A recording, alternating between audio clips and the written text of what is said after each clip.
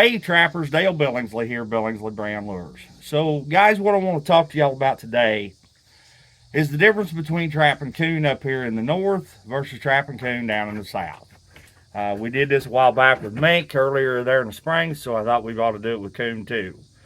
The biggest thing with trapping coon up here in the north is they will absolutely commit suicide over bait and lure. All right, you can stick dog proofs out there and pretty much throw anything in them you want, and eventually you're going to catch a coon. Now, they don't always stay there working the dog proofs due to the change in a raccoon's diet and also versus a change in weather patterns. Um, Pocket sets are very effective. Fish stakes are very effective. You know, you can use bait lure, even dirt holes. Coon will just sucker right into them. Um, Down south, it's a whole different ball game. Uh, they walk right by dog proofs. They'll walk right by fish stakes. I've had them walk by pocket sets. They will not. They don't always, but they don't always commit to them either because the simple fact is that the grocery store is always open. You know, the coon down there, they don't have to hunt like they do here. They don't have to put fat on like they do here. They're changing diet doesn't really affect them as much down there as what it does up here. Just a whole different ball game. I would absolutely love to take some of these hot shot coon trappers from here in the Midwest. You think they're God's gift to us all, and take their dog proofs and let's go down south and let's see how just to see how good you really are. Uh, like I said, they don't work well down there. Uh, you know, as some of y'all watched my videos there last winter when we were down South Louisiana trapping. Um, Granted, now we done okay. You know, we killed 95 coon there in 2 weeks. Actually, it was about 12 days, 12 check days. We caught 95 coon, which is not terrible for never trapping in South Louisiana before. But now, knowing a little more than what I knew going into it, there will be a lot more blind sets put in those trails versus dog proofs. Just because they're so much more effective, because as I said earlier, they don't work bait like they do down here. And not only that, but in the south too, you have to understand that they've got fire ants, and fire ants don't always go dormant in the wintertime. In fact, they're very active.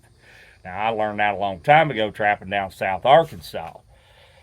So you've got to use a bait of some kind that's not attractive to the fire ants. Now, what we ended up doing down there, as far as baiting for dog with our dog proofs, we were using just shelled corn, and then putting a good lure or basically it was a good lure for the most part in there with it, a good liquid type lure. And yeah, we caught some coon, but we picked up way more in blind trail sets than what we ever did in the dog proofs. Uh, conibears, footholds, and snares are your friend when they won't work food, when they won't work a bait. Um, like I said, up here in the north, we don't have that problem. Our coon have to eat. They have to eat in order to survive through the wintertime. If they don't put a layer of fat on, they're not going to make it. Even on years where, like we had last winter, where they weren't locked up for any significant amount of time, a week, maybe 10 days at the most, they've still got to put a layer of fat on in order to survive. Uh, Otherwise, they won't make it. By the time they come out of that den, they're going to be skin and bones.